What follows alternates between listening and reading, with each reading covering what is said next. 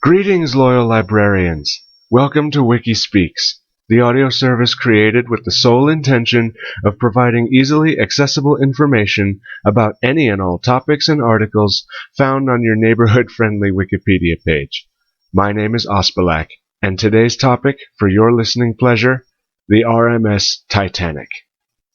I highly encourage you to take some time and listen to my longer disclaimer, posted here on the channel. You only need to do it once. With that said, I'll keep this short. The contents of this recording are the sole property of Wikipedia.com, and all rights, privileges, and credit goes to that establishment. And now, without further delay, for your consideration, the RMS Titanic. RMS Titanic was a British passenger liner that sank in the North Atlantic Ocean in the early morning of 15 April 1912. After colliding with an iceberg during her maiden voyage from Southampton, United Kingdom, to New York City, United States. The sinking resulted in the loss of more than 1,500 passengers and crew, making it one of the deadliest commercial, peacetime, maritime disasters in modern history. The RMS Titanic, the largest ship afloat at the time it entered service, was the second of three Olympic-class ocean liners operated by the White Star Line, and was built by the Harland and Wolff shipyard in Belfast, with Thomas Andrews as her naval architect. Andrews was among those lost in the sinking. On her maiden voyage, she carried 2,224 passengers and crew. Under the command of Edward Smith, the ship's passengers included some of the wealthiest people in the world, as well as hundreds of emigrants from Great Britain and Ireland, Scandinavia, and elsewhere throughout Europe seeking a new life in North America. A high-powered radio telegraph transmitter was available for sending passenger Marconigrams and for the ship's operational use. Although Titanic had advanced safety features such as watertight compartments and remotely activated watertight doors, there were not enough lifeboats to accommodate all those aboard due to outdated maritime safety regulations. Titanic only carried enough lifeboats for 1,178 people, slightly more than half of the number on board, and one-third her total capacity. After leaving Southampton on 10 April 1912, Titanic called at Cherbourg in France and Queenstown, now Cobb, in Ireland, before heading west to New York. On 14 April 1912, 4 days into the crossing and about 375 miles south of Newfoundland, she hit an iceberg at 11:40 p.m. ship's time.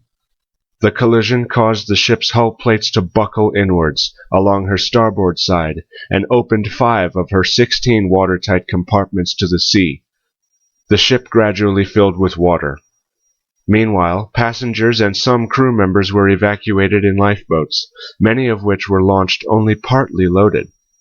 A disproportionate number of men were left aboard because of a "women and children first" protocol followed by some of the officers loading the lifeboats. By 2:20 a.m., she broke apart and foundered, with well over 1,000 people still aboard. Just under 2 hours after Titanic foundered, the Cunard liner RMS Carpathia arrived on the scene of the sinking, where she brought aboard an estimated 705 survivors. The disaster was greeted with worldwide shock and outrage at the huge loss of life and the regulatory and operational failures that had led to it. Public inquiries in Britain and the United States led to major improvements in maritime safety. One of their most important legacies was the establishment in 1914 of the International Convention of the Safety of Life at Sea, SOLAS, which still governs maritime safety today. Additionally, several new wireless regulations were passed around the world in an effort to learn from the many missteps in wireless communication, which could have saved many more passengers. The wreck of Titanic remains on the seabed, split in two and gradually disintegrating at a depth of 12,415 feet. Since her discovery in 1985, thousands of artifacts have been recovered and put on display at museums around the world. Titanic has become one of the most famous ships in history. her memory kept alive by numerous books, folk songs, films, exhibits, and memorials. Background. The name Titanic was derived from Greek mythology and meant gigantic. Built in Belfast, Ireland, in the United Kingdom of Great Britain and Ireland, as it then was, the RMS Titanic was the second of the 3 Olympic-class ocean liners. The first was the RMS Olympic, and the third was the HMHS Britannic. They were by far the largest vessels of the British shipping company White Star Line's fleet, which comprised 29 steamers and tenders in 1912. The 3 ships had their genesis in a discussion in mid-1907 between the White Star Line's chairman, J. Bruce Ismay, and the American financier J.P. Morgan, who controlled the White Star Line's parent corporation, the International Mercantile Marine Company, IMM. The White Star Line faced a growing challenge from its main rivals, Cunard, which had just launched the Lusitania and the Mauretania, the fastest passenger ships then in service, and the German lines Hamburg, America, and Norddeutscher Lloyd. Ismay preferred to compete on size rather than speed, and proposed to commission a new class of liners that would be bigger than anything that had gone before, as well as being the last word in comfort and luxury. The company sought an upgrade in their fleet primarily in response to the Cunard giants, but also to replace their oldest pair of passenger ships still in service, being the SS Teutonic of 1889 and SS Majestic of 1890. Teutonic was replaced by Olympic, while Majestic was replaced by Titanic. Majestic would be brought back into her old spot on White Star Line's New York service after Titanic's loss. The ships were constructed by the Belfast shipbuilders Harland and Wolff, who had a long-established relationship with the White Star Line dating back to 1867. Harland and Wolff were given a great deal of latitude in designing ships for the White Star Line. The usual approach was for the latter to sketch out a general concept which the former would take away and turn into a ship design. Cost considerations were relatively low on the agenda, and Harland and Wolff was authorized to spend what it needed on the ships, plus a 5% profit margin. In the case of the Olympic-class ships, a cost of £3 million for the first 2 ships was agreed, plus extras to contract, and the usual 5% fee. Harland and Wolff put their leading designers to work designing the Olympic-class vessels. The design was overseen by Lord Peary, a director of both Harland and Wolff and the White Star Line, naval architect Thomas Andrews, the managing director of Harland and Wolff's design department, Edward Wilding, Andrews' deputy and responsible for calculating the ship's design, stability, and trim, and Alexander Carlyle, the shipyard's chief draughtsman and general manager. Carlyle's responsibilities included the decorations, equipment, and all general arrangements, including the implementation of an efficient lifeboat davit system. On 29 July 1908, Harland and Wolff presented the drawings to J. Bruce Ismay and other White Star Line executives. Ismay approved the design and signed 3 letters of agreement 2 days later, authorizing the start of construction. At this point, the first ship, which was later to become Olympic, had no name, but was referred to simply as number 400, as it was Harland and Wolff's 400th hull. Titanic was based on a revised version of the same design and was given the number 401. Dimensions and layout. Titanic was 882 feet 9 inches long, with a maximum breadth of 92 feet 6 inches. Her total height, measured from the base of the keel to the top of the bridge, was 104 feet. She measured 46,328 gross register tons, and with a draft of 34 feet 7 inches, she displaced 52,310 tons. All 3 of the Olympic-class ships had 10 decks, excluding the top of the officers' quarters, 8 of which were for passenger use. From top to bottom, the decks were the boat deck, on which the lifeboats were housed. It was from here during the early hours of 15 April 1912 that Titanic's lifeboats were lowered into the North Atlantic. The bridge and wheelhouse were at the forward end, in front of the captain's and officers' quarters. The bridge stood 8 feet above the deck, extending out to either side so that the ship could be controlled while docking. The wheelhouse stood directly behind and above the bridge. The entrance to the first-class grand staircase and gymnasium were located midships, along with the raised roof of the first-class lounge, while at the rear of the deck were the roof of the first-class smoke room and the relatively modest second-class entrance. The wood-covered deck was divided into 4 segregated promenades, for officers, first-class passengers, engineers, and second-class passengers, respectively.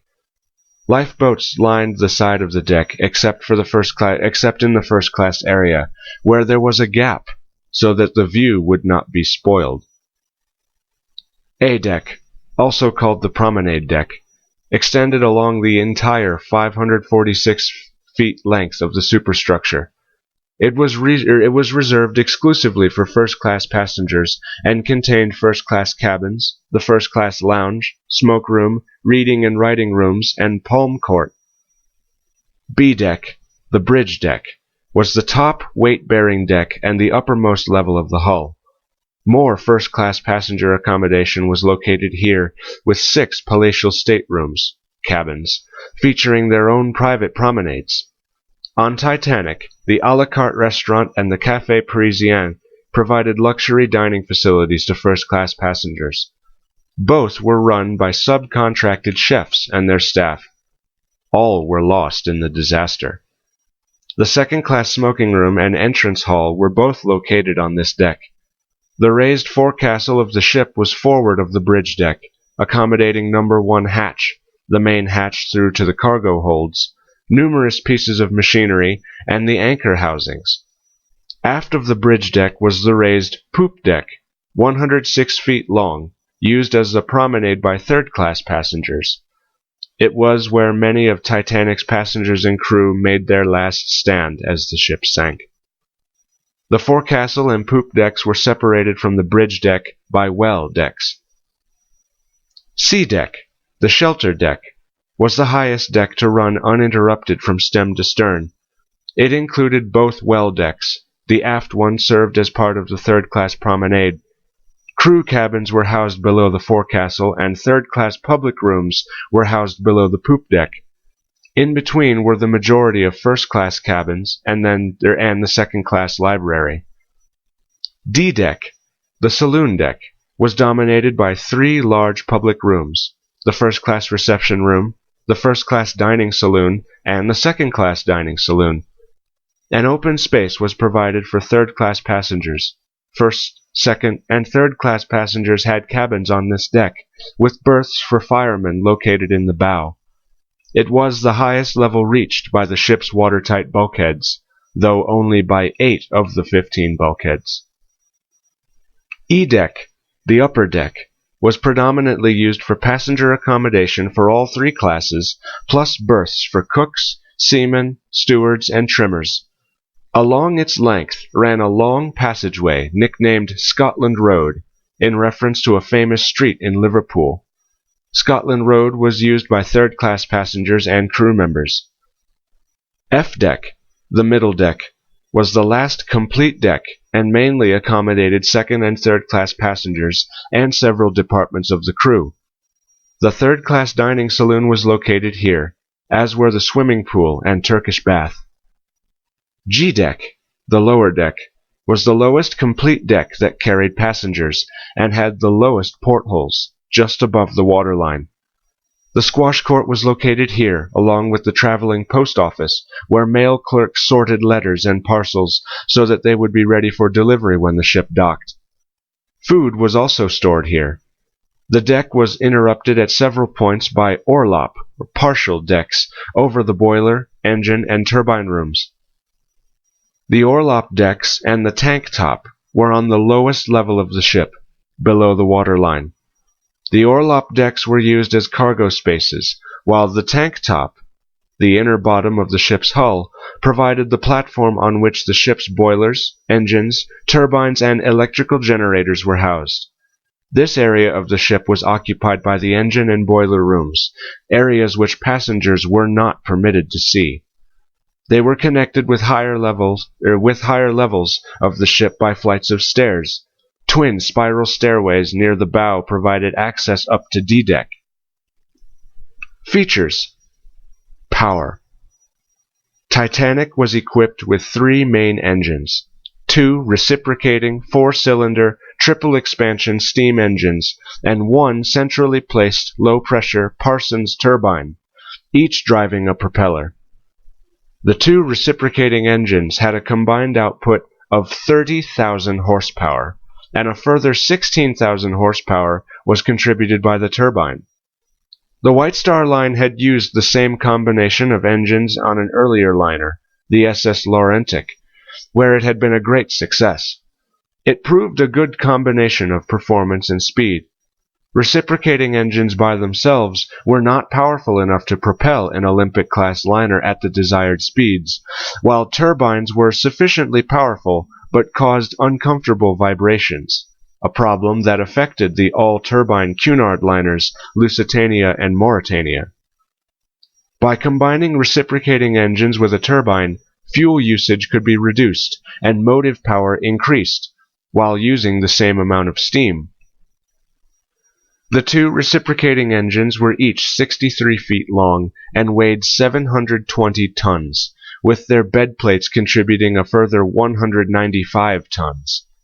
They were powered by steam produced in 29 boilers, 24 of which were double-ended and 5 single-ended, which contained a total of 159 furnaces. The boilers were 15 feet 9 inches in diameter and 20 feet long, each weighing 91.5 tons and capable of holding 48.5 tons of water. They were heated by burning coal, 6,611 tons of which could be carried in Titanic's bunkers, with a further 1,092 tons in hold number 3. The furnaces required over 600 tons of coal a day to be shoveled into them by hand, requiring the services of 176 firemen working around the clock. 100 tons of ash a day had to be disposed of by ejecting it into the sea. The work was relentless, dirty, and dangerous, and although firemen were paid relatively generously, there was a high suicide rate among those who worked in that capacity. Exhaust steam leaving the reciprocating engines was fed into the turbine, which was situated aft. From there it passed through a condenser to increase the efficiency of the turbine and so that the steam could be condensed back into water and reused. The engines were attached directly to long shafts, which drove the propellers.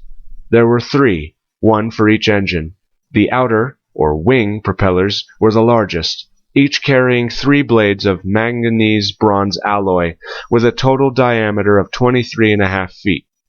The middle propeller was slightly smaller at 17 feet in diameter and could be stopped, but not reversed. Titanic's electrical plant was capable of producing more power than an average city power station of the time. Immediately aft of the turbine engine were 4 400-kilowatt steam-driven electric generators used to provide electrical power to the ship, plus 2 30-kilowatt auxiliary generators for emergency use. Their location in the stern of the ship meant that they remained operational until the last few minutes before the ship sank. Technology. Watertight compartments and funnels. The interiors of the Olympic-class ships were subdivided into 16 primary compartments divided by 15 bulkheads, which extended well above the waterline. 11 vertically closing watertight doors could seal off the compartments in the event of an emergency. The ship's exposed decking was made of pine and teak, while interior ceilings were covered in painted, granulated cork to combat condensation. Standing above the decks were 4 funnels, each painted buff with black tops, though only 3 were functional. The last one was a dummy. installed for aesthetic purposes and also for kitchen ventilation, and 2 masts, each 155 feet high, which supported derricks for working cargo. Rudder and steering engines. Titanic's rudder was large enough, at 78 feet 8 inches high and 15 feet 3 inches long, weighing over 100 tons, that it required steering engines to move it. 2 steam-powered steering engines were installed, though only one was used at any one time, with the other one kept in reserve. They were connected to the short tiller through stiff springs to isolate the steering engines from any shocks in heavy seas or during fast changes in direction. As a last resort, the tiller could be moved by ropes connected to 2 steam capstans. The capstans were also used to raise and lower the ship's 5 anchors, 1 port, 1 starboard, and 1 in the center line, and 2 kedging anchors. Water, ventilation, and heating. The ship was equipped with her own waterworks, capable of heating and pumping water to all parts of the vessel via a complex network of pipes and valves. The main water supply was taken aboard while Titanic was in port, but in an emergency the ship could also distill fresh water from seawater, though this was not a straightforward process, as the distillation plant quickly became clogged by salt deposits. A network of insulated ducts conveyed warm air, driven by electric fans around the ship, and first-class cabins were fitted with additional electric heaters. Radio communications. Titanic's radio telegraph equipment, then known as wireless telegraphy, was leased to the White Star Line by the Marconi International Marine Communication Company, which also supplied 2 of its employees, Jack Phillips and Harold Bride, as operators. The service maintained a 24-hour schedule, primarily sending and receiving passenger telegrams, but also handling navigation messages, including weather reports and ice warnings. The radio room was located on the boat deck, in the officers' quarters. A soundproofed, silent room next to the operating room housed noisy equipment, including the transmitter, and a motor generator used for producing alternating current. The operators' living quarters were adjacent to the working office. The ship was equipped with a 5-kilowatt rotary spark gap transmitter, operating under the radio call sign MGY, and communication was conducted in Morse code. This transmitter was one of the first Marconi installations to use a rotary spark gap, which gave Titanic a distinctive musical tone that could be readily distinguished from other signals. The transmitter was one of the most powerful in the world, with a range of up to 1,000 miles. An elevated T antenna that spanned the length of the ship was used for transmitting and receiving. The normal operating frequency was 500 kilohertz. However, the equipment could also operate on the short wavelength of 1,000 kilohertz that was employed by smaller vessels with shorter antennas. Passenger facilities. The passenger facilities aboard Titanic aimed to meet the highest standards of luxury. According to Titanic's general arrangement plans, the ship could accommodate 833 first-class passengers, 614 in second class, and 1,006 in third class, for a total passenger capacity of 2,453. In addition, her capacity for crew members exceeded 900. As most documents of her official configuration have stated that her full carrying capacity for both passengers and crew was approximately 3,547. Her interior design was a departure from that of other passenger liners, which had typically been decorated in the rather heavy style of a manor house or an English country house.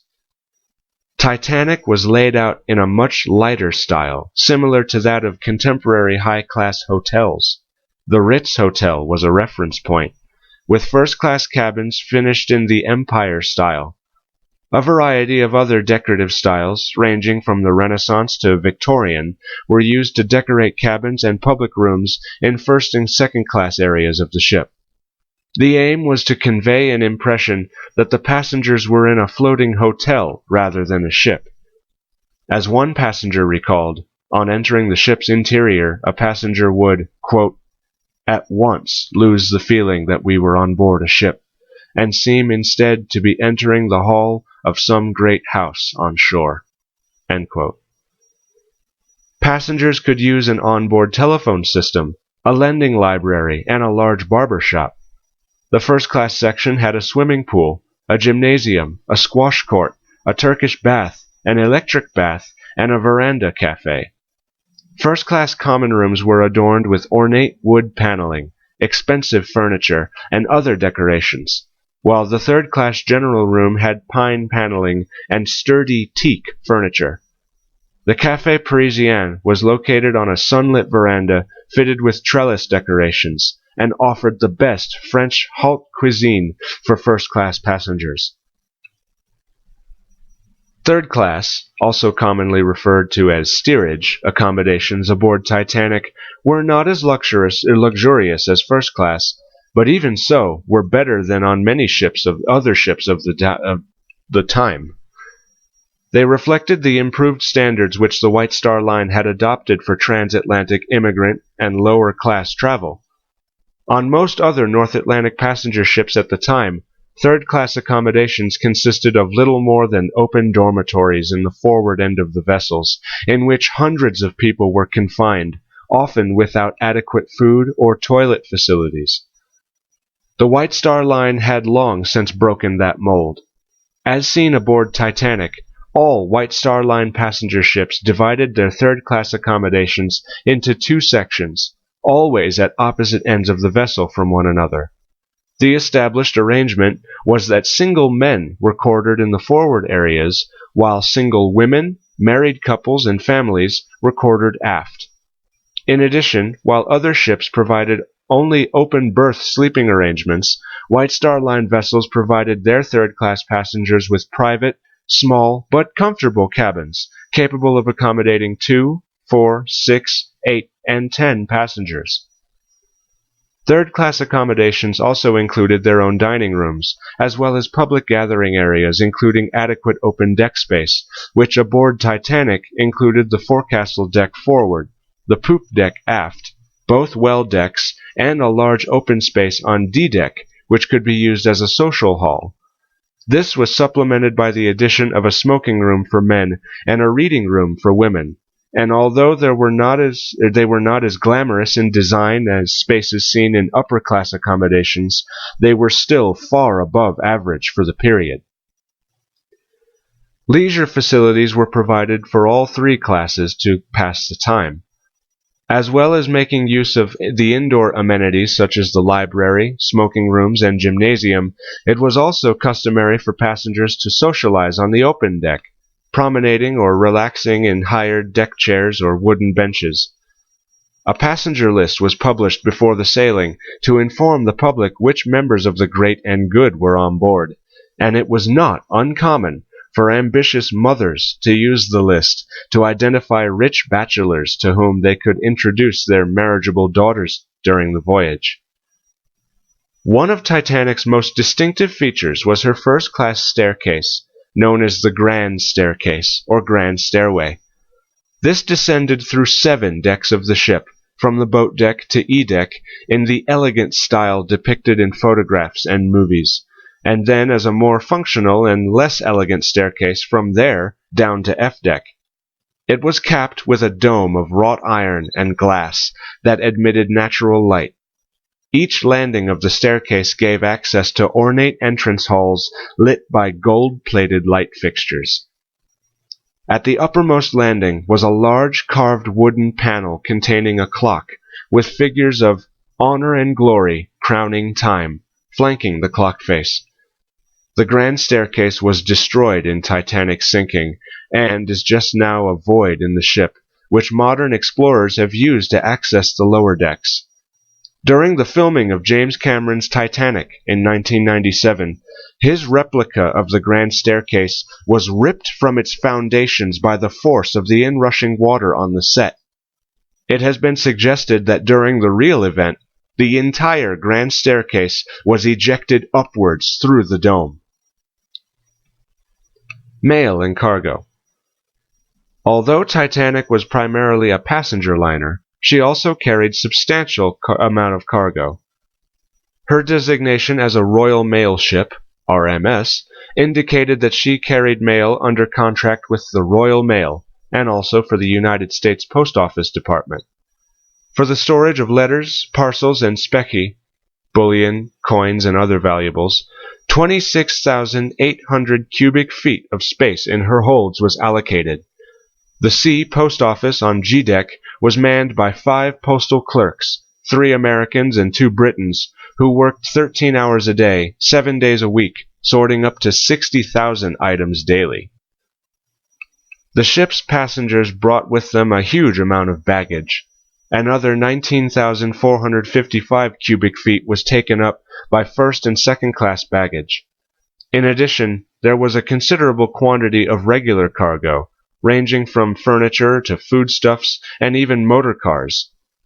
Despite later myths, the cargo on Titanic's maiden voyage was fairly mundane.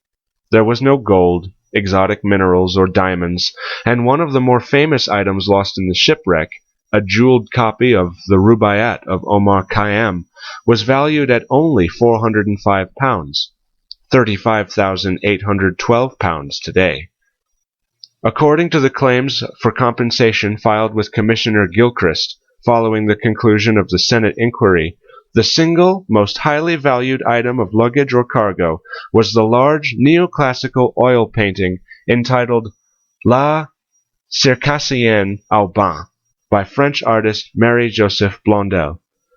The painting's owner, first-class passenger Moritz Hakan Bjornstrom Stephenson, filed a claim for $100,000, $2.4 million equivalent in 2014, in compensation for the loss of the artwork. Titanic was equipped with 8 electric cranes, 4 electric winches, and 3 steam winches to lift cargo and baggage in and out of the hold. It is estimated that the ship used some 415 tons of coal whilst in Southampton, simply generating steam to operate the cargo winches and provide heat and light. Lifeboats. Titanic carried a total of 20 lifeboats. 14 standard wooden Harlan and Wolff lifeboats with a capacity of 65 people each, and 4 Engelhart collapsible wooden bottom, collapsible canvas sides lifeboats, identified as A to D, with a capacity of 47 people each. In addition, she had 2 emergency cutters with a capacity of 40 people each. Olympic herself did not even carry the 4 collapsibles A through D during the 1911-1912 season. All of the lifeboats were stowed securely on the boat deck and, except for collapsible lifeboats A and B, connected to davits by ropes. Those on the starboard side were odd-numbered 1 through 15 from bow to stern, while those on the port side were even-numbered 2 through 16 from bow to stern. The 2 cutters were kept swung out, hanging from the davits, ready for immediate use, while collapsible lifeboats C and D were stowed on the boat deck, connected to davits, immediately inboard of boats 1 and 2 respectively. Collapsibles A and B were stored on the roof of the officers' quarters, on either side of number 1 funnel. There were no davits to lower them, and their weight would make them difficult to launch by hand. Each boat carried, among other things, food, water, blankets, and a spare lifebelt. Lifeline ropes on the boat's sides enabled them to save additional people from the water if necessary. Titanic had 16 sets of davits, each able to handle 4 lifeboats. This gave Titanic the ability to carry up to 64 wooden lifeboats, which would have been enough for 4,000 people, considerably more than her actual capacity. However, the White Star Line decided that only 16 wooden lifeboats and 4 collapsibles would be carried, which could accommodate 1,178 people, only a third of Titanic's total capacity. At the time, the Board of Trade's regulations required British vessels over 10,000 tons to carry only 16 lifeboats with a capacity of 990 occupants. Therefore, The White Star Line actually provided more lifeboat accommodation than was legally required. At the time, lifeboats were intended to ferry survivors from a sinking ship to a rescuing ship, not keep afloat the whole population or power them to shore. Had the SS Californian responded to Titanic's distress calls, the lifeboats may have been adequate to ferry the passengers to safety as planned. Building and preparing the ship. The sheer size of Titanic and her sister ships posed a major engineering challenge for Harlan and Wolff. No shipbuilder had ever before attempted to construct vessels this large. The ships were constructed on Queen's Island, now known as the Titanic Quarter, in Belfast Harbor. Harlan and Wolff had to demolish 3 existing slipways and build 2 new ones, the biggest ever constructed up to that time, to accommodate the giant ships. Their construction was facilitated by an enormous gantry built by Sir William Errol and Company, a Scottish firm responsible for the building of the Forth Bridge and London's Tower Bridge. The Errol gantry stood 228 feet high, was 270 feet wide, and 840 feet long, and weighed more than 6,000 tons. It accommodated a number of mobile cranes. A separate floating crane, capable of lifting 200 tons, was brought in from Germany. The construction of Titanic and Olympic took place virtually in parallel, with Olympic's hull laid down first on 16 December 1908 and Titanic's on 31 March 1909.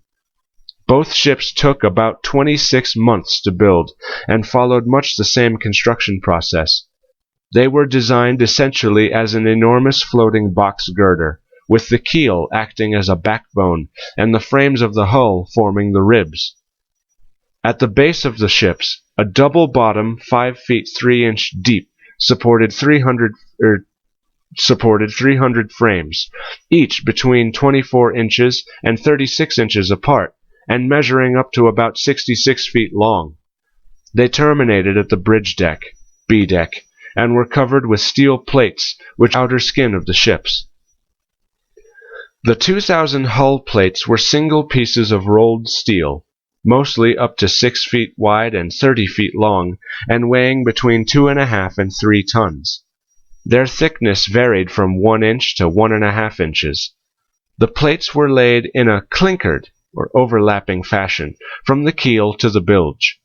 Above that point they were laid in the in and out fashion, where strake plating was applied in bands, the in strakes, with the gaps covered by the out strakes, overlapping on the edges. Steel welding was still in its infancy, so the structure had to be held together with over 3 million iron and steel rivets, which by themselves weighed over 1,200 tons. They were fitted using hydraulic machines or were hammered in by hand. In the 1990s, some material scientists concluded that the steel used for the ship was subject to being especially brittle when cold, and that this brittleness exasperated the impact damage and hastened the sinking. It is believed that, by the standards of the time, the steel's quality was good, not faulty, and that it was inferior to what would have been used for shipbuilding purposes in decades later, owing to advances in the metallurgy of steel making. One of the last items to be fitted on Titanic before the ship's launch was her 2 side anchors and 1 center anchor. The anchors themselves were a challenge to make, with the center anchor being the largest ever forged by hand and weighing nearly 16 tons. 20 Clydesdale draft horses were needed to haul the center anchor by wagon from the Noah Hingley and Sons Limited Forge Shop in Netherton near Dudley, United Kingdom, to the Dudley railway station 2 miles away. From there it was shipped by rail to Fleetwood in Lancashire before being loaded aboard a ship and sent to Belfast. The work of constructing the ships was difficult and dangerous. For the 15,000 men who worked at Harlan and Wolff at the time, safety precautions were rudimentary at best. A lot of the work was dangerous and was carried out without any safety equipment, like hard hats or hand guards on machinery. As a result, Deaths and injuries were to be expected. During Titanic's construction, 246 injuries were recorded, 28 of them severe, such as arms severed by machines or legs crushed under falling pieces of steel. 6 people died on the ship herself while she was being constructed and fitted out, and another 2 died in the shipyard workshops and sheds. Just before the launch, a worker was killed when a piece of wood fell on him. Titanic was launched at 12:15 p.m. on 31 May 1911 in the presence of Lord Peary, J.P. Morgan, J. Bruce Ismay, and 100,000 onlookers. 22 tons of soap and tallow were spread on the slipway to lubricate the ship's passage into the River Lagan. In keeping with the White Star Line's traditional policy, the ship was not formally named or christened with champagne. The ship was towed to a fitting-out berth where, over the course of the next year, her engines, funnels, and superstructure were installed, and her interior was fitted out.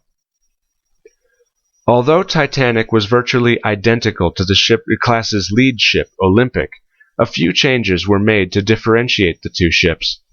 The most noticeable of these was that Titanic and the third vessel in class, Britannic, had a steel screen with sliding windows installed along the forward half of the A-deck promenade. This was installed as a last-minute change at the personal request of Bruce Ismay, and was intended to provide additional shelter to first-class passengers. These changes made Titanic marginally heavier than her sister, and thus she could claim to be the largest ship afloat. The work took longer than expected due to design changes and ordered by Ismay, and a temporary pause in work occasioned by the need to repair Olympic, which had been in a collision in September 1911. Had Titanic been finished earlier, she might well have missed her collision with an iceberg. Sea trials. Titanic's sea trials began at 6 a.m. on Tuesday, 2 April 1912. Just 2 days after her fitting out was finished, and 8 days before she was due to leave Southampton on her maiden voyage. The trials were delayed for a day due to bad weather, but by Monday morning it was clear and fair. Aboard were 78 stokers, greasers, and firemen, and 41 members of crew. No domestic staff appear to have been on board. Representatives of various companies traveled on Titanic's sea trials. Thomas Andrews and Edward Wilding of Harland and Wolff, and Harold A. Sanderson of IMM. Bruce Ismay and Lord Peary were too ill to attend. Jack Phillips and Harold Bride served as radio operators and performed fine-tuning of the Marconi equipment. Francis Carruthers, a surveyor from the Board of Trade, was also present to see that everything worked and that the ship was fit to carry passengers. The sea trials consisted of a number of tests of her handling characteristics, carried out first in Belfast Lough, and then in the open waters of the Irish Sea.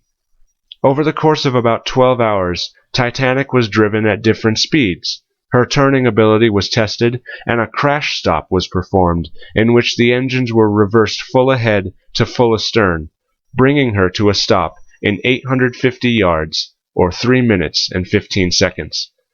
The ship covered a distance of about 80 nautical miles, averaging 18 knots, and reaching a maximum speed of just under 21 knots. On returning to Belfast at about 7 p.m., the surveyor signed an Agreement and Account of Voyages and Crew, valid for 12 months, which declared the ship seaworthy. An hour later, Titanic left Belfast again, as it turned out for the last time, to head to Southampton, a voyage of about 570 nautical miles. After a journey lasting about 28 hours, she arrived about midnight on 4 April and was towed to the port's berth number 44, ready for the arrival of her passengers and the remainder of her crew. Maiden voyage. Both Olympic and Titanic registered Liverpool as their home port.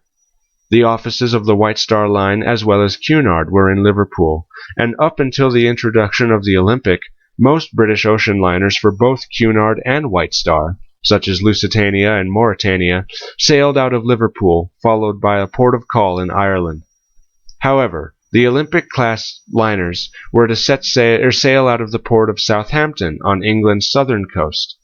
Southampton had many advantages over Liverpool, the first being its closer proximity to London. In addition, Southampton, being on England's southern coast, allowed ships to easily cross the English Channel and make a port of call in northern France, usually at Cherbourg. This allowed British ships to pick up clientele from continental Europe before recrossing the Channel and picking up passengers in southern Ireland. The Southampton, Cherbourg, New York run would become so popular that most British ocean liners began using the port after World War I. Out of respect for Liverpool, ships continued to be registered there until the early 1960s. Queen Elizabeth II was one of the first ships registered in Southampton when introduced into service by Cunard in 1969. Titanic's maiden voyage was intended to be the first of many cross-Atlantic journeys between Southampton in England, Cherbourg in France, Queenstown in Ireland, and New York in the United States, returning via Plymouth in England on the eastbound leg. Indeed, her entire schedule of voyages through to December 1912 still exists. The White Star Line intended to operate 3 ships on that route: Titanic, Olympic, and the smaller RMS Oceanic.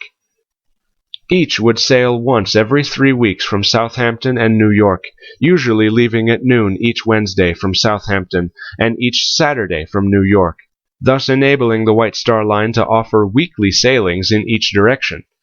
Special trains were scheduled from London and Paris to convey passengers to Southampton and Cherbourg, respectively.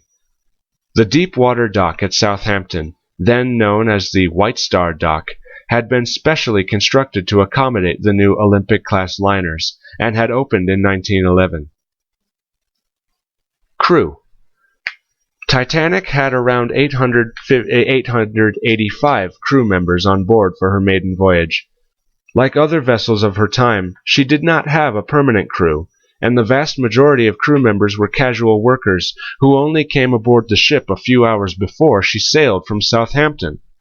The process of signing up recruits had begun on 23 March, and some had been sent to Belfast, where they served as a skeleton crew during Titanic's sea trials and passage to England at the start of April. Captain Edward John Smith, the most senior of the White Star Line's captains, was transferred from Olympic to take command of Titanic. Henry Tingle Wilde also came across from Olympic to take the post of chief mate. Titanic's previously designated chief mate and first officer, William McMaster Murdoch and Charles Lightoller, were bumped down to the ranks of first and second officer, respectively. The original second officer, David Blair, was dropped altogether. Titanic's crew were divided into 3 principal departments: deck, with 66 crew, engine, with 325, and victualling, with 494. The vast majority of the crew were thus not seamen, but were either engineers, firemen, or stokers, responsible for looking after the engines, or stewards and galley staff, responsible for the passengers. Of these, over 97% were male. Just 23 of the crew were female, mainly stewardesses. The rest represented a great variety of professions: bakers, chefs, butchers, fishmongers, dishwashers, stewards, gymnasium instructors, laundrymen, waiters, bedmakers, cleaners, and even a printer, who produced a daily newspaper for passengers called the Atlantic Daily Bulletin, with the latest news received from the ship's wireless operators. Most of the crew signed on in Southampton on 6 April.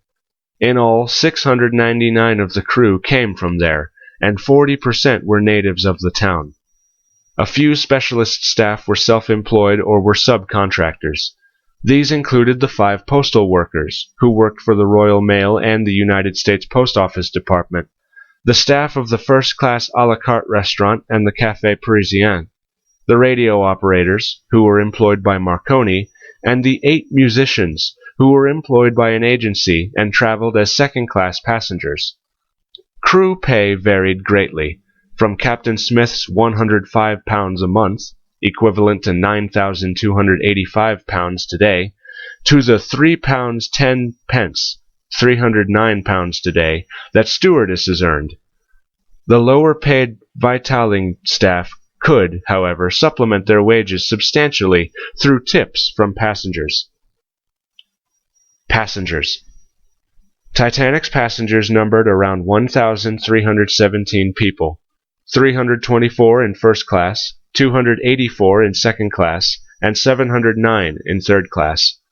Of these, 869, or 66%, were male, and 447, 34%, female. There were 107 children aboard, the largest number of which were in third class. The ship was considerably under capacity on her maiden voyage, as she could accommodate 2,566 passengers, 1,034 in first class, 510 second class, and 1,022 third class. Usually, a high-prestige vessel like Titanic could expect to be fully booked on its maiden voyage.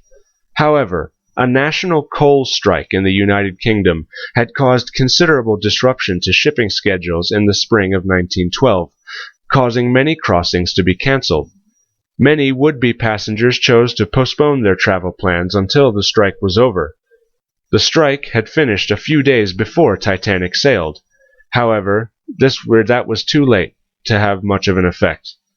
Titanic was able to sail on the scheduled date only because coal was transferred from other vessels which were tied up at Southampton, such as City of New York and Oceanic, as well as coal Olympic had brought back from a previous voyage to New York and which had been stored at the White Star dock.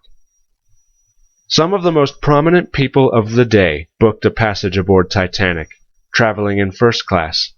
Among them were the American millionaire John Jacob Astor IV and his wife Madeline Force Astor, industrialist Benjamin Guggenheim, Macy's owner Isidore Straus and his wife Ida, Denver millionairess Margaret Molly Brown, Sir Cosmo Duff Gordon and his wife Coutier Lucy, Lady Duff Gordon, cricketer and businessman John Borland Thayer and his wife Marion, together with their son Jack, the Countess of Roths, author and socialite Helen Churchill Candy, journalist and social reformer William Thomas Stead, author Jacques Futrelle and his wife May, and silent film actress Dorothy Gibson, among others.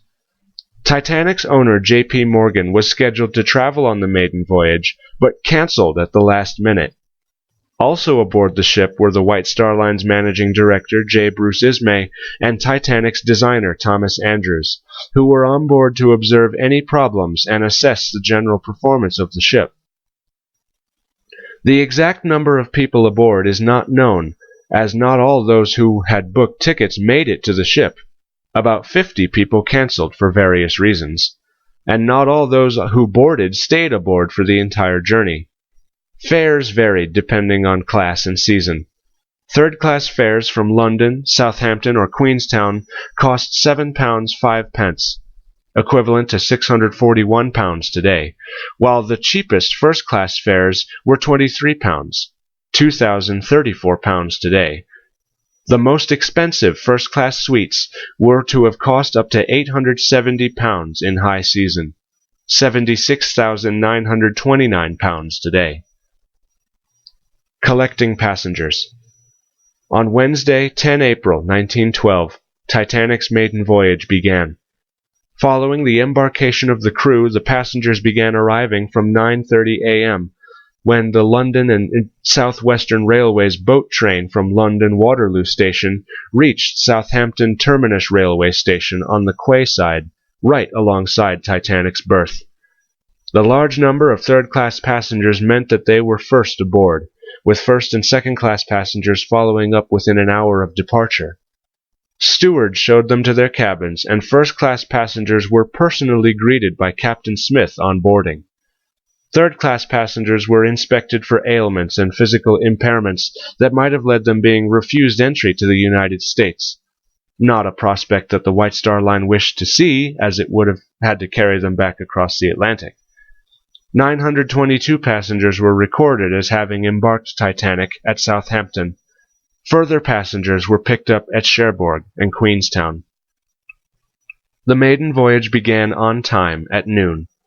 An accident was narrowly averted only a few minutes later as Titanic passed the moored liners SS City of New York and Oceanic. Her huge displacement caused both of the smaller ships to be lifted by a bulge of water, then dropped into a trough. New York's mooring cables could not take the sudden strain and snapped, swinging her around stern first towards Titanic. A nearby tugboat, Vulcan, came to the rescue by taking New York under tow, and Captain Smith ordered Titanic's engines to be put full astern. The two ships avoided a collision by a matter of about 4 feet. The incident delayed Titanic's departure for about an hour, while the drifting New York was brought under control. After making it safely through the complex tides and channels of Southampton Water and the Solent, Titanic headed out into the English Channel. She headed for the French port of Cherbourg, a journey of 77 nautical miles. The weather was windy, very fine, but cold and overcast. Because Cherbourg lacked docking facilities for a ship the size of Titanic, tenders had to be used to transfer passengers from shore to ship. The White Star Line operated 2 at Cherbourg, the SS Traffic and the SS Nomadic. Both had been designed specifically as tenders for the Olympic-class liners and were launched shortly after Titanic. Nomadic is today the only White Star Line ship still afloat. 4 hours after Titanic left Southampton, she arrived at Cherbourg and was met by the tenders. 274 more passengers boarded Titanic and 24 left aboard the tenders to be conveyed to shore. The process was completed within only 90 minutes, and at 8 p.m. Titanic weighed anchor and left for Queenstown, with the weather continuing cold and windy. At 11:30 a.m. on Thursday, 11 April, Titanic arrived at Cork Harbour on the south coast of Ireland. It was a partly cloudy but relatively warm day with a brisk wind. Again, the dock facilities were not suitable for a ship of her size, and tenders were used to bring passengers aboard. 113 third-class and 7 second-class passengers came aboard, while 7 passengers left. Among the departures was Father Francis Brown, a Jesuit trainee who was a keen photographer and took many photographs aboard Titanic, including the last ever known photograph of the ship. A decidedly unofficial departure was that of a crew member, stoker John Coffey, a native of Queenstown who sneaked off the ship by hiding under mail bags being transported to shore. Titanic weighed anchor for the last time at 1:30 p.m. and departed on her westward journey across the Atlantic. Atlantic crossing. After leaving Queenstown, the Titanic followed the Irish coast as far as Fastnet Rock, a distance of some 55 nautical miles.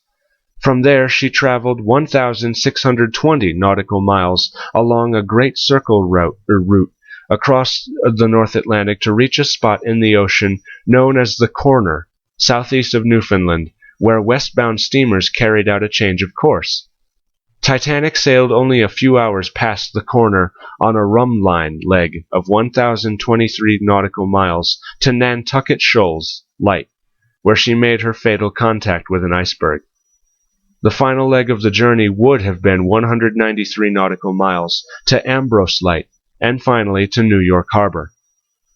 The first 3 days of the voyage from Queenstown passed without incident. From 11 April to local apparent noon the next day, Titanic covered 484 nautical miles.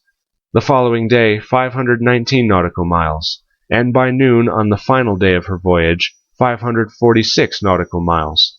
From then until the time of her sinking, she traveled another 258 nautical miles, averaging about 21 knots.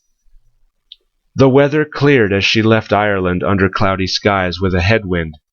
Temperatures remained fairly mild on Saturday, 13 April, but the following day Titanic crossed a cold weather front with strong winds and waves of up to 8 feet.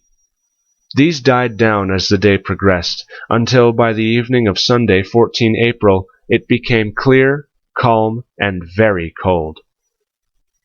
Titanic received a series of warnings from other ships of drifting ice in the area of the Great Banks of Newfoundland. Nonetheless, the ship continued to steam at full speed, which was standard practice at the time.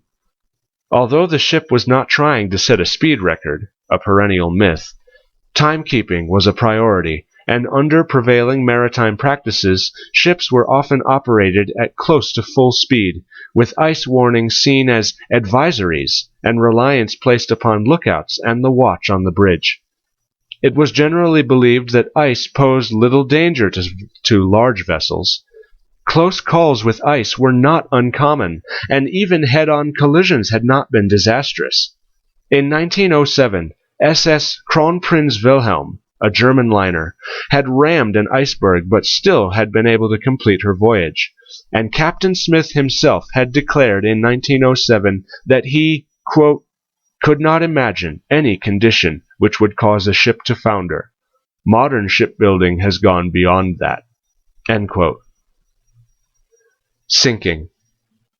At 11:40 p.m. on 14 April, ship's time, lookout Frederick Fleet spotted an iceberg immediately ahead of Titanic and alerted the bridge. First Officer William Murdoch ordered the ship to be steered around the obstacle and the engines to be put in reverse, but it was too late. The starboard side of Titanic struck the iceberg, creating a series of holes below the waterline. 5 of the ship's watertight compartments were breached.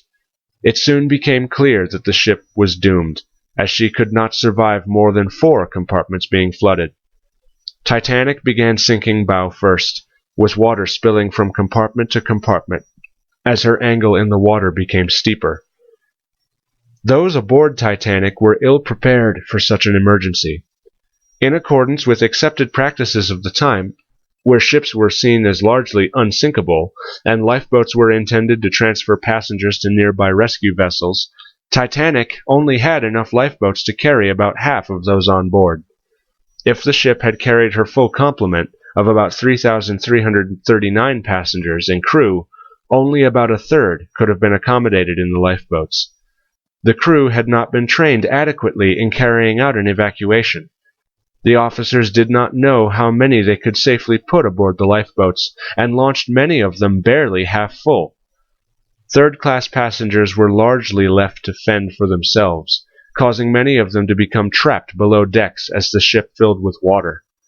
The women and children first protocol was generally followed for the loading of the lifeboats, and most of the male passengers and crew were left aboard. At 2:20 a.m., 2 hours and 40 minutes after Titanic struck the iceberg, her rate of sinking suddenly increased as her forward deck dipped underwater and the sea poured in through open hatches and grates. As her unsupported stern rose out of the water, exposing the propellers, the ship began to break in two between the third and fourth funnels due to the immense strain on the keel. With the bow underwater and air trapped in the stern remained afloat and buoyant for a few minutes longer, rising to a nearly vertical angle, with hundreds of people still clinging to it, before plunging into the murky depths. For many years it was generally believed the ship sank in one piece. However, when the wreck was located many years later, it was discovered that the ship had fully broken in two.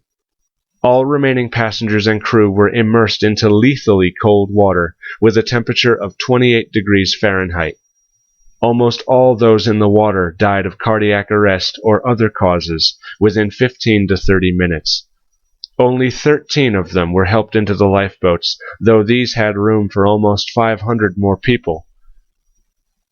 Distress signals were sent by wireless, rockets, and lamp, but none of the ships that responded was near enough to reach her before she sank. A nearby ship, the SS Californian, which was the last to have been in contact with her before the collision, saw her flares, but failed to assist. Around 4 a.m., RMS Carpathia arrived on the scene in response to Titanic's earlier distress calls. About 710 people survived the disaster and were conveyed by Carpathia to New York. Titanic's original destination, while 1,500 people lost their lives. Carpathia's captain described the place as an ice field that had included 20 large bergs measuring up to 200 feet high and numerous smaller bergs, as well as ice floes and debris from Titanic. Passengers described being in the middle of a vast white plain of ice studded with icebergs. Aftermath of sinking. Arrival of Carpathia in New York. Carpathia took 3 days to reach New York after leaving the scene of the disaster. Her journey was slowed by pack ice, fog, thunderstorms, and rough seas. She was, however, able to pass news to the outside world by wireless about what had happened. The initial reports were confused, leading the American press to report erroneously on 15 April that Titanic was being towed to port by the SS Virginian. Later that day, confirmation came through that Titanic had been lost and that most of her passengers and crew had died. The news attracted crowds of people to the White Star Line's offices in London, New York, Montreal, Southampton, Liverpool, and Belfast. It hit hardest in Southampton, whose people suffered the greatest losses from the sinking. 4 out of 5 crew members came from this town. Carpathia docked at 9:30 p.m. on 18 April at New York's Pier 54 and was greeted by some 40,000 people waiting at the quayside in heavy rain. Immediate relief in the form of clothing and transportation to shelters was provided by the Women's Relief Committee, the Travelers' Aid Society of New York, and the Council of Jewish Women, among other organizations. Many of Titanic's surviving passengers did not linger in New York, but headed onwards immediately to relatives' homes. Some of the wealthier survivors chartered private trains to take them home, and the Pennsylvania Railroad laid on a special train free of charge to take survivors to Philadelphia. Titanic's 214 surviving crew members were taken to the Red Star Line steamer SS Lapland, where they were accommodated in passenger trains. Carpathia was hurriedly restocked with food and provisions before resuming her journey to Fiume, Austria-Hungary. Her crew were given a bonus of a month's wages by Cunard as a reward for their actions, and some of Titanic's passengers joined together to give them an additional bonus of nearly £900, £79,582 today, divided among the crew members.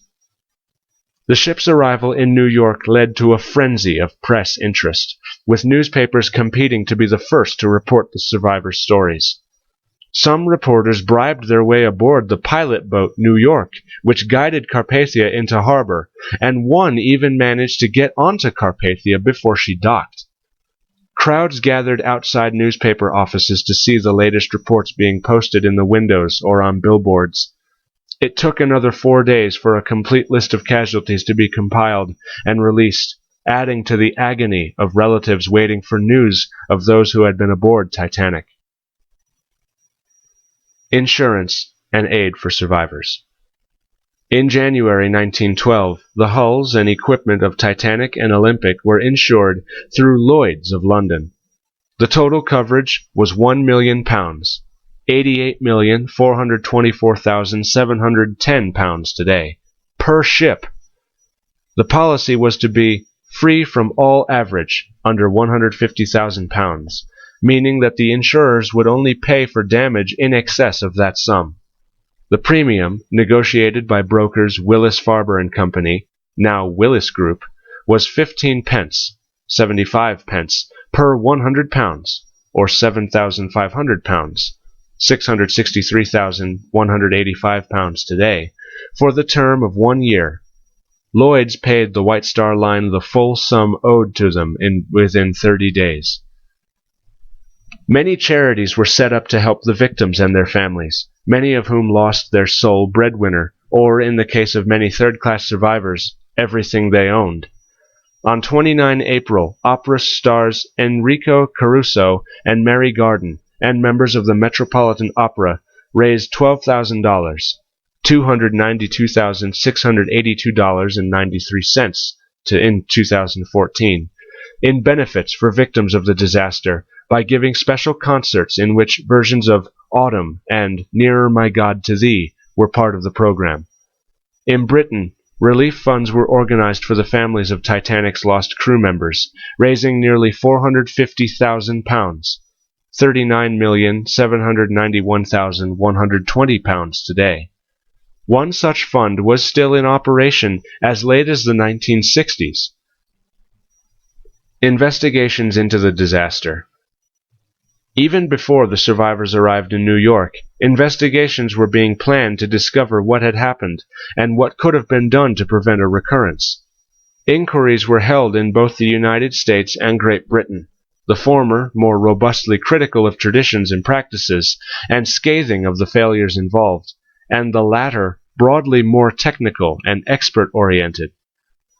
The U.S. Senate's inquiry into the disaster was initiated on 19 April, a day after Carpathia arrived in New York.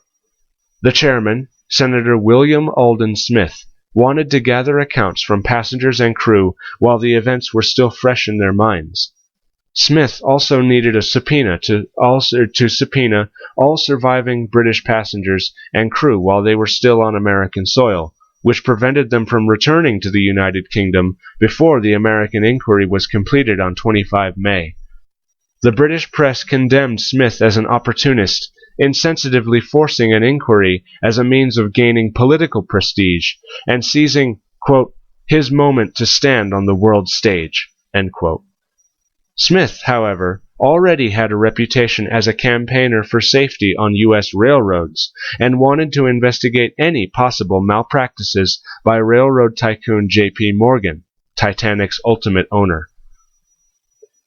The British Board of Trade's inquiry into the disaster was headed by Lord Mersey and took place between 2 May and 3 July. Being run by the Board of Trade who had previously approved the ship, it was seen by some as having little interest in its own or White Star's conduct being found negligent. Each inquiry took testimony from both passengers and crew of Titanic, crew members of Leyland Lines Californian, Captain Arthur Rostron of Carpathia, and other experts. The British inquiry also took far greater expert testimony, making it the longest and most detailed court of inquiry in British history up to that time. The two inquiries reached broadly similar conclusions. The regulations on the number of lifeboats that ships had to carry were out of date and inadequate. Captain Smith had failed to take proper heed of ice warnings. The lifeboats had not been properly filled or crewed, and the collision was the direct result of steaming into a dangerous area at too high a speed. Neither inquiry's findings listed negligence by IMM or the White Star Line as a factor. The U.S. inquiry concluded that since those involved had followed standard practice, the disaster was an act of God. The British inquiry concluded that Smith had followed long-standing practice not previously been shown to be unsafe, noting that British ships alone had carried 3.5 million passengers over the previous decade with the loss of just 10 lives, and concluded that Smith had done, quote, only that which other skilled men would have done in the same position, end quote. The British inquiry also warned that, quote, what was a mistake in the case of the Titanic would without doubt be negligence in any other case in the future, end quote. The recommendations included strong suggestions for major changes in maritime regulations to implement new safety measures, such as ensuring that more lifeboats were provided, that lifeboat drills were properly carried out, and that wireless equipment on passenger ships was manned around the clock. An international ice patrol was set up to monitor the presence of icebergs in the North Atlantic, and maritime safety regulations were harmonized internationally through the International Convention for the Safety of Life at Sea. Both measures are still in force today. Role of the SS Californian. One of the most controversial issues examined by the inquiries was the role played by SS Californian, which had been only a few miles from Titanic but had not picked up her distress calls or responded to her signal rockets. Californian had warned Titanic by radio of the pack ice that was the reason Californian had stopped for the night, but was rebuked by Titanic's senior wireless operator, Jack Phillips. Testimony before the British inquiry revealed that at 10:10 p.m., Californian observed the lights of a ship to the south. It was later agreed between Captain Stanley Lord and Third Officer C.V. Groves, who had relieved Lord of duty at 11:10 p.m., that this was a passenger liner. At 11:50 p.m., the officer had watched the ship's lights flash out, as if she had shut down or turned sharply, and that the port light was now visible. Morse code signals to the ship, upon Lord's order, were made between 11:30 p.m. and 1 a.m., but were not acknowledged. If Titanic were as far from the Californian as Lord claimed, then he knew, or should have known, that Morse signals would not be visible. A reasonable and prudent course of action would have been to awaken the wireless operator and instruct him to attempt to contact Titanic by that method. Had Lord done so, it is possible that he could have reached Titanic in time to save additional lives. Captain Lord had gone to the chart room at 11 p.m. to spend the night. However, Second Officer Herbert Stone, now on duty, notified Lord at 1:10 a.m. that the ship had fired 5 rockets. Lord wanted to know if they were company signals, that is, colored flares used for identification. Stone said that he did not know, and that the rockets were all white. Captain Lord instructed the crew to continue to signal the other vessel with the Morse lamp, and went back to sleep. 3 more rockets were observed at 1:50 a.m., and Stone noted that the ship looked strange in the water, as if she were listing. At 2:15 a.m., Lord was notified that the ship could no longer be seen. Lord asked again if the lights had any colors in them, and he was informed that they were all white. Californian eventually responded. At around 5:30 a.m., Chief Officer George Stewart awakened wireless operator Cyril Firmstrom Evans, informed him that the rockets had been seen during the night, and asked that he try to communicate with any ship. He got news of Titanic's loss. Captain Lord was notified, and the ship set out to render assistance. She arrived well after Carpathia had already picked up all the survivors.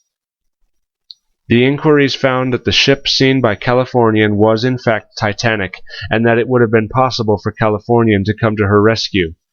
Therefore, Captain Lord had acted improperly in failing to do so. Survivors and victims. The number of casualties of the sinking is unclear, due to a number of factors. These include confusion over the passenger list, which included some names of people who canceled their trip at the last minute, and the fact that several passengers traveled under alias for various reasons, and were therefore double counted on the casualty lists. The death toll has been put at between 1,490 and 1,635 people. The tables below use figures from the British Board of Trade report on the disaster.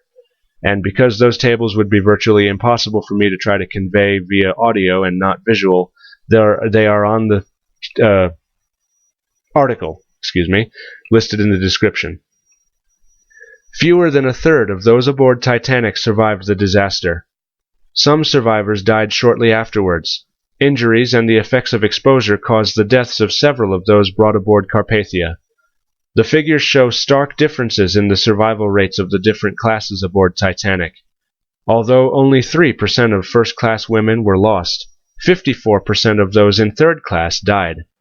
Similarly, 5 of 6 first-class and all second-class children survived, but only 52 of the 79 in third class perished. The last living survivor, Milvina Dean from England, who at only 9 weeks old, was the youngest passenger on board, died at age 97 on 31 May 2009. A special survivor was crew member Violet Jessup, who survived the sinkings of both Titanic and Britannic, and was aboard Olympic when she was rammed in 1911. Retrieval and burial of the dead. Once the massive loss of life became known, White Star Line chartered the cable ship C.S. Mackay Bennett from Halifax, Nova Scotia, to retrieve bodies. 3 other Canadian ships followed in the search: the cable ship Minia, lighthouse supply ship Montmagny, and sealing vessel Algerine. Each ship left with embalming supplies, undertakers, and clergy. Of the 333 victims that were eventually recovered, 328 were retrieved by the Canadian ships, and 5 more by passing North Atlantic steamships. The first ship to reach the site of the sinking, the CS Mackay Bennett, found so many bodies that the embalming supplies aboard were quickly exhausted. Health regulations required that only embalmed bodies could be returned to port. Captain Lardner of the Mackay Bennett and undertakers aboard decided to preserve only the bodies of first-class passengers, justifying their decision by the need to visually identify wealthy men to resolve any disputes over large estates. As a result, many third-class passengers and crew were buried at sea. Lardner identified many of those buried at sea as crew members by their clothing, and stated that as a mariner, he himself would be contented to be buried at sea. Bodies recovered were preserved for transport to Halifax, the closest city to the sinking with direct rail and steamship connections. The Halifax coroner, John Henry Barnstead, developed a detailed system to identify bodies and safeguard personal possessions. Relatives from across North America came to identify and claim bodies. A large temporary morgue was set up in the curling rink of the Mayflower Curling Club, and undertakers were called in from all across eastern Canada to assist. Some bodies were shipped to be buried in their hometowns across North America and Europe. About 2/3 of the bodies were identified. Unidentified victims were buried with similar numbers based on the order in which their bodies were discovered. Simple numbers. The majority of recovered victims, 150 bodies, were buried in 3 Halifax cemeteries, the largest being Fairview Lawn Cemetery, followed by the nearby Mount Olivet and Baron de Hirsch cemeteries. In mid-May 1912, RMS Oceanic recovered 3 bodies over 200 miles from the site of the sinking, who were among the original occupants of Collapsible A. When 5th Officer Harold Lowe and 6 crewmen returned to the wreck site sometime after the sinking in a lifeboat to pick up survivors, they rescued a dozen males and 1 female from Collapsible A, but left the dead bodies of 3 of its occupants. After their retrieval from Collapsible A by Oceanic, the bodies were buried at sea. The last Titanic body recovered was steward James McGrady, body number 330, found by the chartered Newfoundland sealing vessel Algerine on May 22 and buried at Fairview Lawn Cemetery in Halifax on June 12. Only 333 bodies of Titanic victims were recovered, 1 in 5 of the over 1,500 victims. Some bodies sank with the ship while currents quickly dispersed bodies and wreckage across hundreds of miles, making them difficult to recover. By June, one of the last search ships reported that the life jackets supporting bodies were coming apart and releasing bodies to sink. Wreck. Titanic was long thought to have sunk in one piece, and, over the years, many schemes were put forward for raising the wreck. None came to fruition. The fundamental problem was the sheer difficulty of finding and reaching the wreck that lies over 12,000 feet below the surface, in a location where the water pressure is over 6,500 pounds per square inch. A number of expeditions were mounted to find Titanic, but it was not until 1 September 1985 that a Franco-American expedition led by Robert Ballard succeeded. The team discovered that Titanic had in fact split apart, probably near or at the surface, before sinking to the seabed. The separated bow and stern sections lie about 1/3 of a mile apart in a canyon on the continental shelf off the coast of Newfoundland. They are located 13.2 miles from the inaccurate coordinates given by Titanic's radio operators on the night of her sinking, and approximately 715 miles from Halifax and 1,250 miles from New York. Both sections hit the seabed at considerable speed, causing the bow to crumple and the stern to collapse entirely. The bow is by far the more intact section and still contains some surprisingly intact interiors. In contrast, the stern is completely wrecked. Its decks have pancaked down on top of each other, and much of the hull plating was torn off and lies scattered across the seafloor. The much greater level of damage to the stern is probably due to structural damage incurred during the sinking. Thus weakened, the remainder of the stern was flattened by the impact with the seabed. The two sections are surrounded by a debris field measuring approximately 5 by 3 miles. It contains hundreds of thousands of items, such as pieces of the ship, furniture, dinnerware, and personal items, which fell from the ship as she sank or were ejected when the bow and stern impacted on the seafloor. The debris field was also the last resting place of a number of Titanic's victims. Most of the bodies and clothes were consumed by sea creatures and bacteria, leaving pairs of shoes and boots, which have proved to be inedible, as the only sign that bodies once lay there. Since its discovery, the wreck of Titanic has been revisited numerous times by explorers, scientists, filmmakers, tourists, and salvagers, who have recovered thousands of items from the debris field for conservation and public display. The ship's condition has deteriorated significantly in recent years, partly due to accidental damage caused by submersibles, but mainly because of an accelerating rate of growth of iron-eating bacteria on the hull.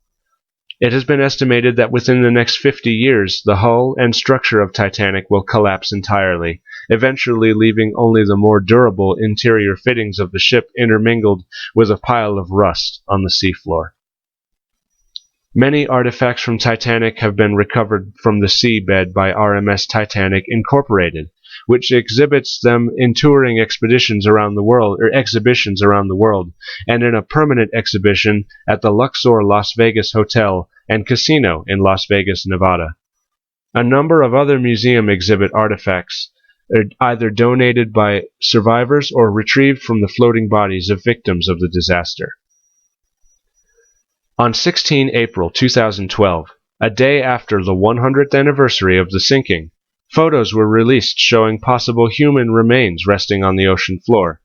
The photos, taken by Robert Ballard during an expedition led by NOAA in 2004, show a boot and a coat close to Titanic's stern, which experts called compelling evidence that it's the spot where somebody came to rest, and that human remains could be buried in the sediment beneath them.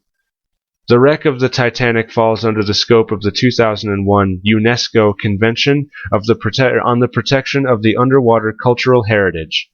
This means that all states party to the convention will prohibit the pillaging, commercial exploitation, sale, and dispersion of the wreck and its artifacts. Because of the location of the wreck in international waters and the lack of any exclusive jurisdiction over the wreckage area, the convention provides a state cooperation system by which states inform each other of any potential activity concerning ancient shipwreck sites, like the Titanic, and cooperate to prevent unscientific or unethical interventions. Legacy. Safety. After the disaster, recommendations were made by both the British and American boards of inquiry stating that ships should carry enough lifeboats for all aboard. Mandated lifeboat drills would be implemented, lifeboat inspections would be conducted, etc. Many of these recommendations were incorporated into the International Convention for the Safety of Life at Sea, passed in 1914. The convention has been updated by periodic amendments, with a completely new version adopted in 1974. Signatories to the convention followed up with national legalization to implement the new standards. For example, in Britain, new rules for life-saving appliances were passed by the Board of Trade on May 8, 1914, and then applied at a meeting of British steamship companies in Liverpool in June 1914. Further, the United States government passed the Radio Act of 1912. This act, along with the International Convention for the Safety of Life at Sea, stated that radio communications on passenger ships would be operated 24 hours a day, along with a secondary power supply, so as not to miss distress calls. Also, the Radio Act of 1912 required ships to maintain contact with vessels in their vicinity, as well as coastal onshore radio stations. In addition, it was agreed in the International Convention for the Safety of Life at Sea that the firing of red rockets from a ship must be interpreted as a sign of need for help. Once the Radio Act of 1912 was passed, it was agreed that rockets at sea would be interpreted as distress signals only, thus removing any possible misinterpretation from other ships. Finally, the disaster led to the formation and international funding of the International Ice Patrol, an agency of the United States Coast Guard that to the present day monitors and reports on the location of North Atlantic Ocean icebergs that could pose a threat to transatlantic sea traffic. Coast Guard aircraft conduct the primary reconnaissance. In addition, information is collected from ships operating in or passing through the ice area. Except for the years of the two world wars, the International Ice Patrol has worked each season since 1913. During the period, there has been not a single reported loss of life or property due to collision with an iceberg in the patrol area. In 1912, the Board of Trade chartered the Baroque Scotia to act as a weather ship in the Grand Banks of Newfoundland, keeping a lookout for icebergs. A Marconi wireless was installed to enable her to communicate with stations on the coast of Labrador and Newfoundland. Cultural. Titanic has gone down in history as the ship that was called unsinkable. For more than 100 years she has been the inspiration of fiction and nonfiction. She is commemorated by monuments for the dead and by museums exhibiting artifacts from the wreck. Just after the sinking, memorial postcards sold in huge numbers, together with memorabilia ranging from tin candy boxes to plates, whiskey jiggers, and even black mourning teddy bears. Several survivors wrote books about their experiences, but it was not until 1955 the first historically accurate book, A Night to Remember, was published. The first film about the disaster, Saved from the Titanic, was released only 29 days after the ship sank, and had an actual survivor as its star, the silent film actress Dorothy Gibson. The British film A Night to Remember, 1958, is still widely regarded as the most historically accurate movie portrayal of the sinking. The most financially successful by far has been James Cameron's Titanic, 1997. Which became the highest-grossing film in history up to that time, as well as the winner of 11 Oscars at the 70th Academy Awards, including Best Picture and Best Director for Cameron. The Titanic disaster was commemorated through a variety of memorials and monuments to the victims, erected in several English-speaking countries, and in particular in cities that had suffered notable losses. These include Southampton, Liverpool, and Belfast in the United Kingdom, New York and Washington, D.C. in the United States, and Cobb, formerly Queenstown, in Ireland. A number of museums around the world have displays on Titanic. In Northern Ireland, the ship is commemorated by the Titanic Belfast Visitor Attraction, opened on 31 March 2012, that stands on the site of the shipyard where Titanic was built. RMS Titanic Incorporated, which is authorized to salvage the wreck site, has a permanent Titanic exhibition at the Luxor Las Vegas Hotel and Casino in Nevada, which features a 22-ton slab of the ship's hull. It also runs an exhibition which travels around the world. In Nova Scotia, Halifax's Maritime Museum of the Atlantic displays items that were recovered from the sea a few days after the disaster. They include pieces of woodwork, such as paneling from the ship's first-class lounge and an original deck chair, as well as objects recovered from the victims. In 2012, the centenary was marked by plays, radio programs, parades, exhibition, and special trips to the site of the sinking together with commemorative stamps and coins. In a frequently commented on literary coincidence, Morgan Robertson authored a novel called Futility in 1898 about a fictional British passenger liner with the plot bearing a number of similarities to the Titanic disaster. In the novel, the ship is the SS Titan, a four-stacked liner, the largest in the world and considered unsinkable. But like the Titanic, she sinks on her maiden voyage after hitting an iceberg and does not have enough lifeboats. And that, ladies and gentlemen, is how we do that. Thank you all for listening to this episode of WikiSpeaks, and thank you for bearing with me with my grammatical safari on several occasions. Please feel free to leave a comment down below, and absolutely use those comments to leave any requests you may have. Wikipedia is full to bursting with articles on as many topics as there are stars in the sky almost. I would be honored to recite any articles you can think of. I am Ospelak, and this has been WikiSpeaks. Go forth, librarians, and seize your knowledge.